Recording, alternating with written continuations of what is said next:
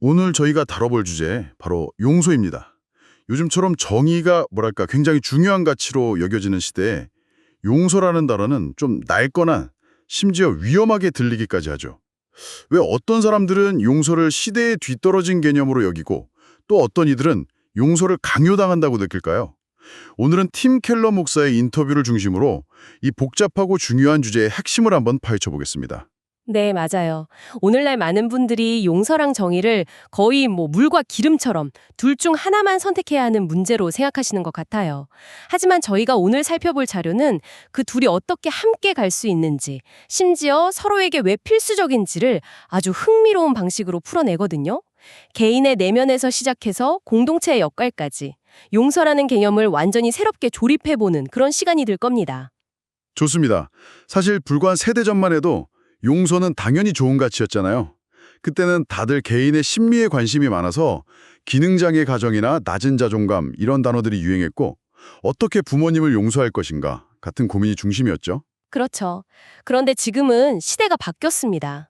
관심의 초점이 개인의 내면에서 사회 구조적인 문제, 그러니까 정의와 권력, 불평등으로 옮겨왔습니다.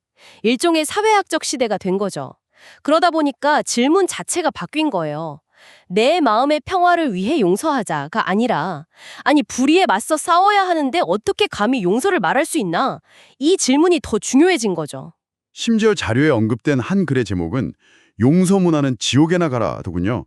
와, 정말 강렬한데요. 이런 반감이 생긴 데에는 용서라는 말이 종종 피해자의 입을 막고 가해자에게 책임을 묻지 않는 일종의 몽둥이처럼 쓰였던 경험이 큰 것 같아요. 바로 그 지점입니다. 특히 교회 같은 공동체에서 학대 사건이 터졌을 때 가해자를 처벌하고 시스템을 바꾸기보다는 피해자가 용서해야 한다는 식으로 덮으려는 시도가 많았죠. 자료에 인용된 레이첼 댄 홀란더 변호사의 지적이 아주 날카로운데요. 이런 문화 때문에 오히려 죄를 지은 가해자들이 교회를 피난처로 삼으려 한다는 거예요. 아, 책임을 안 지고 쉽게 용서받을 수 있을 거라고 기대하니까요. 네. 책임을 지지 않고 쉽게 용서받고 복귀할 수 있을 거라는 기대를 하는 거죠. 이게 용서라는 개념 자체에 대한 깊은 불신을 낳은 겁니다. 그렇다면 정의와 용서는 정말 함께 갈 수 없는 걸까요? 정의를 외치려면 용서는 포기해야 하는 건지. 그런데 자료에서는 정의는 사랑의 한 형태다라는 전혀 다른 관점을 제시하네요. 이게 무슨 뜻이죠? 음, 정의를 추구하는 행동 자체가 이웃과 사회, 심지어는 가해자까지 사랑하는 방법이라는 뜻입니다. 예를 들어서요, 남편에게 폭행당한 아내가 경찰을 부르는 행위를 한번 생각해보죠. 이건 단순히 남편을 벌주라는 게 아니거든요. 자녀를 보호하고 또 이런 폭력이 용납되지 않는다는 사회적 메시지를 보내고 다른 잠재적 피해자를 막는 사랑의 행위죠. 더 나아가서는 남편이 계속해서 죄를 짓지 못하게 막음으로써 남편 자신을 파멸로부터 구하는 가장 어렵고 힘든 형태의 사랑이라는 겁니다. 알겠습니다. 정의로운 행동이 곧 사랑의 실천일 수 있다. 이런 거군요. 그런데 그렇다면 용서는 어디에 필요한 거죠? 그냥 개인적인 복수심 없이 공정하게 정의를 집행하자. 이렇게만 하면 안 되나요? 용서라는 단어가 굳이 필요한 이유가 있을까요?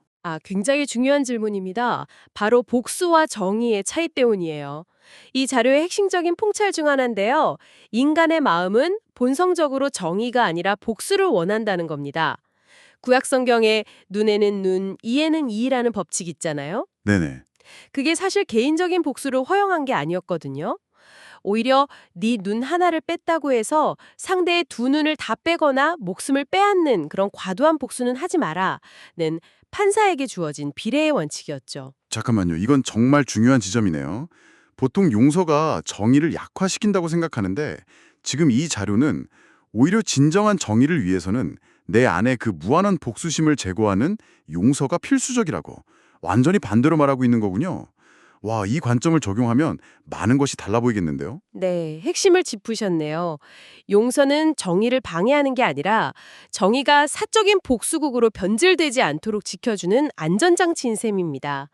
복수심에 불타는 사람은 빵 한 조각 훔친 사람에게 사형을 내릴 수도 있으니까요. 그 복수심을 내려놓는 용서가 있어야만 비로소 차갑고 공정한 정의를 추구할 수 있게 되는 겁니다. 와, 그건 정말 생각의 전환입니다. 저는 지금까지 용서랑 정의를 양자택일의 문제로만 봤거든요. 둘이 파트너 관계일 수 있다는 건 처음 생각해 봅니다. 알겠습니다. 그럼 그 어려운 복수심 내려놓기, 즉 용서는 대체 어떻게 가능한 걸까요? 복수심을 버려야지 결심만으로 되는 게 아니잖아요. 그래서 이 자료에서는 용서를 위한 구체적인 모델로 수직적 차원과 수평적 차원이라는 두 가지를 제시합니다.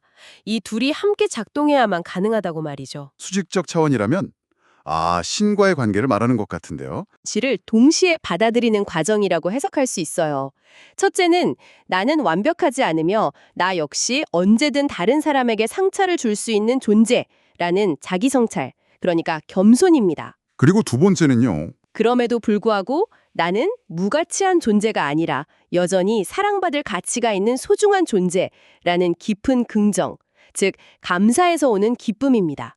이 두 가지, 그러니까 나도 죄인이라는 겸손과 그럼에도 난 사랑받는다는 기쁨이 함께 있어야만 타인을 향한 복수심을 내려놓을 힘이 생긴다는 거죠. 한쪽만 있으면 교만해지거나 비참해지기 쉽습니다. 그러니까 나 자신을 올바르게 이해하는 곳에서부터 용서의 힘이 나온다는 거군요. 나도 완벽하지 않다는 걸 알기에 다른 사람의 잘못에 대해 조금 더 너그러워질 수 있고 나는 가치 있는 존재라는 걸 알기에 상처에만 매몰되지 않고 앞으로 나아갈 힘을 얻는 거고요. 정확합니다.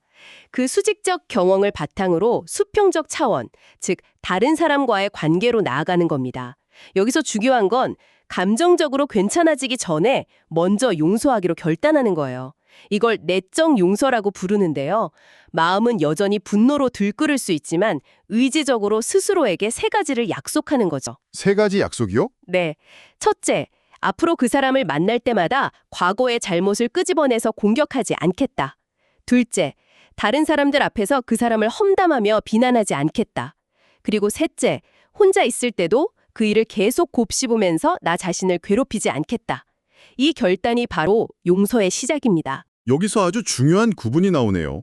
방금 말씀하신 용서와 우리가 흔히 생각하는 화해는 완전히 다른 개념이라는 점입니다. 네, 그 둘을 구분하는 게 정말 중요합니다. 내적 용서는 상대방이 뉘우치든 말든 상관없이 나 자신을 위해 먼저 할 수 있고 또 해야 하는 일이거든요. 복수심이라는 감옥에서 나를 해방시키는 거니까요. 하지만 관계가 완전히 회복되는 화해는 다릅니다. 이건 쌍방의 노력이 필요하고 특히 가해자의 진정한 회개와 변화가 반드시 전제되어야 합니다. 그러니까 내가 먼저 용서하기로 결단했더라도 상대방이 전혀 변하지 않는다면 화해는 불가능할 수도 있다는 거군요. 물론입니다. 그래서 성경에서도 할 수 있는 대로 모든 사람과 더불어 화평하게 지내십시오라고 말합니다.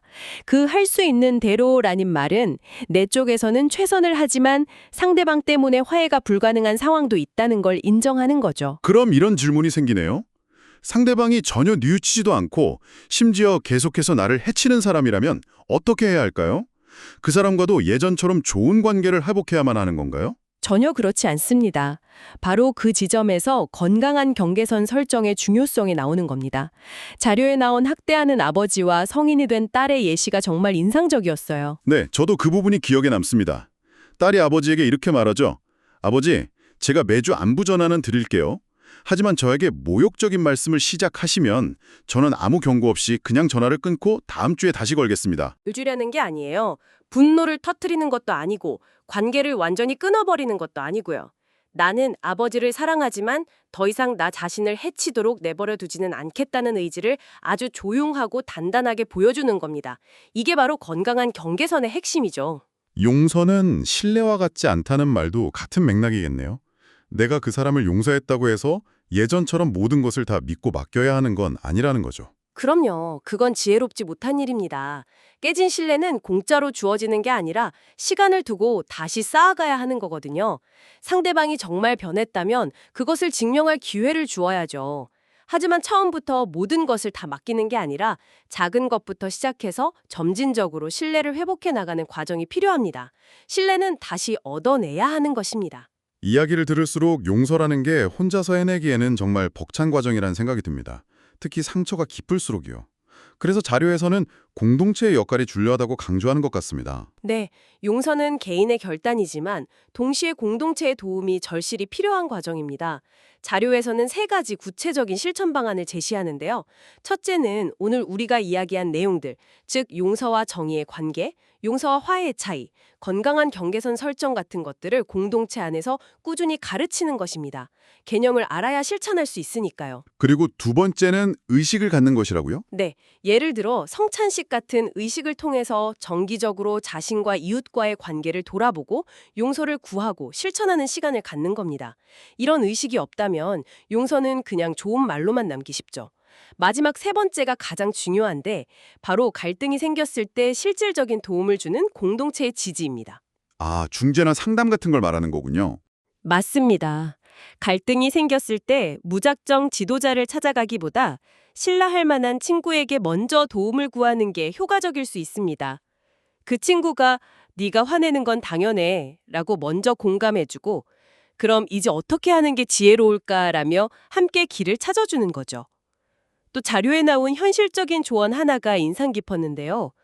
대화를 시작할 때 상대방 잘못이 80%라고 생각되더라도 내 잘못 20%를 먼저 인정하고 사과하면 상대방도 마음을 열기가 훨씬 쉬워진다는 겁니다.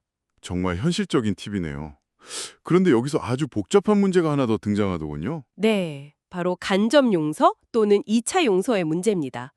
이건 갈등 당사자들이 아니라 그 주변 사람들, 즉 친구나 가족의 용서에 대한 이야기예요. 이게 생각보다 훨씬 더 어렵고 공동체를 파괴할 수도 있습니다. 좀 더 구체적으로 설명해 주실 수 있나요? 예를 들어서 당신의 친구가 배우자에게 큰 상처를 받았다고 해보죠. 당신은 친구의 편에서 함께 분노하고 그 배우자를 미워했습니다. 그런데 시간이 흘러서 두 사람은 서로 노력해서 관계를 회복하고 화해했어요. 하지만 당신은 여전히 길에서 그 배우자를 마주치면 화가 치밀어 오릅니다. 정작 당사자들은 괜찮아졌는데 제3자인 당신은 용서가 안 되는 거죠. 아, 그 문제는 정말 현실적이네요. 당사자보다 주변 세론이 더 분노하는 경우를 많이 보죠. 이 자료에서는 이런 2차 용서 문제에 대한 해법도 제시하나요? 안타깝게도 뾰족한 해법은 제시되지 않습니다. 그만큼 어렵다는 뜻이겠죠. 이 문제는 당사자 둘만의 노력으로 해결되지 않습니다. 그들을 지지했던 주변 사람들까지 모두가 갈등과 화해의 과정을 이해하고 자신들의 분노 또한 내려놓는 과정에 동참해야만 비로소 공동체 전체가 회복될 수 있다는 점을 지적하는 데 그칩니다. 오늘 우리는 용서가 단순히 상처를 잊어버리는 그런 소극적 행위가 아니라는 것을 확인했습니다. 오히려 정의를 바로 세우고 사랑을 실천하며 나 자신과 공동체를 지키기 위한 아주 적극적이고 역동적인 과정이라는 것을요. 맞습니다. 용서는 결코 가벼운 주제가 아닙니다. 자료에서 반복적으로 강조하듯이 진정한 용서는 신에게도 그리고 우리에게도 큰 대가를 요구하죠. 어쩌면 우리 사회나 각자가 속한 공동체가 갈등을 건강하게 다루는 법, 그리고 서로의 경계선을 존중하는 법을 배우는 것이야말로 진정한 용서를 실천하는 첫걸음이 아닐까 싶습니다. 오늘 이 내용을 들으시면서 당신의 삶 속 용서라는 단어는 어떤 의미로 새롭게 다가오시나요? 혹시 용서와 화해 사이에서 아직 해결되지 않은 관계가 있다면 오늘 이야기에서 어떤 실마리를 찾으셨을지 궁금하네요. 이 질문을 마지막으로 남겨드리며 오늘의 깊이 있는 탐구를 마치겠습니다.